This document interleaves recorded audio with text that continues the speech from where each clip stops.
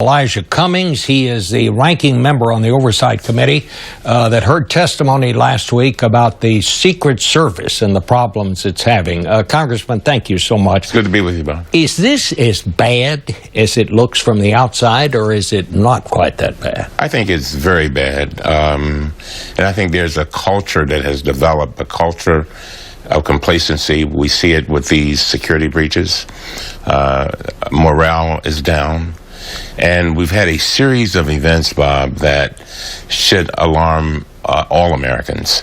And certainly the question has become, is this the Secret Service that we all thought it was? And I'm beginning to wonder about that. Well, that's it. What is it that's gone haywire here? Because, I mean, I'm like you, Congressman. I've known people in the Secret Service all the way back to the Johnson administration, and these are great people, I mean, who put their lives on the line. They are patriots to the core, and yet all of a sudden, this thing just seems to be coming apart. Well, one of the things that's happened... Why is that? I don't think it's necessarily all of a sudden.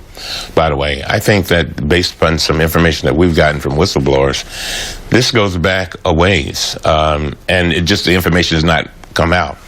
Now, don't get me wrong, the Secret Service is a great organization, but we've got to look at certain things like training. There's been a reduction in training. Again, morale.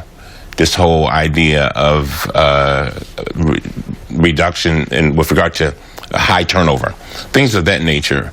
And it's led to a group of Secret Service agents who feel more comfortable, Bob, coming to the Congress and even going to their own superiors. And it seems as if we have a Secret Service that doesn't even trust itself.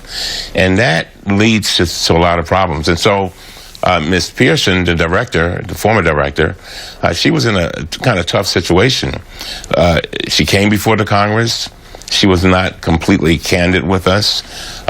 And it just seems as if there has been, like I said, that complacency. And when we see a situation like back in 2011, where the White House is shot, $100,000 worth of damage done, and nobody knows it for 4 days, there's a problem. Well, I mean, this whole thing, I mean, the White House says somebody didn't lock the door. That's the last thing we do before we turn out the lights in my house. We lock the door. This most recent fence jumping incident, there were basically 5 layers of security that failed, which is ridiculous. We also discovered that they don't have the kind of technology that they ought to have, the modern technology. So we got to really, Bob, this is a transformational moment where we've got to look at the Secret Service, and now we've got to figure this all out and get it right. And from top to bottom. From top to bottom. Sounds like that's top to bottom. Let me tell you something. The mere fact that the director has left, believe me, it did not begin with her.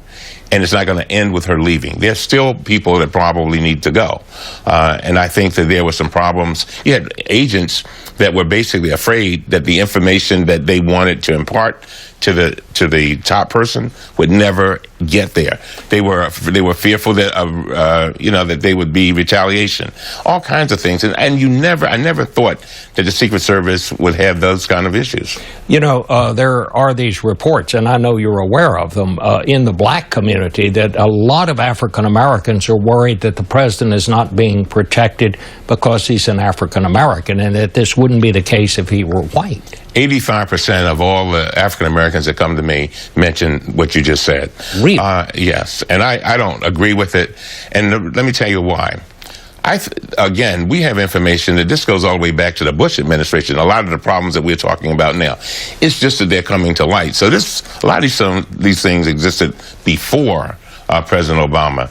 And back to the present situation, the president's people have told me that he feels very comfortable, particularly with Mr. Clancy that has now come in to take over the Secret Service. So he feels good about it. And most importantly, the First Lady feels very good about it. Well, stay on the case. But we will.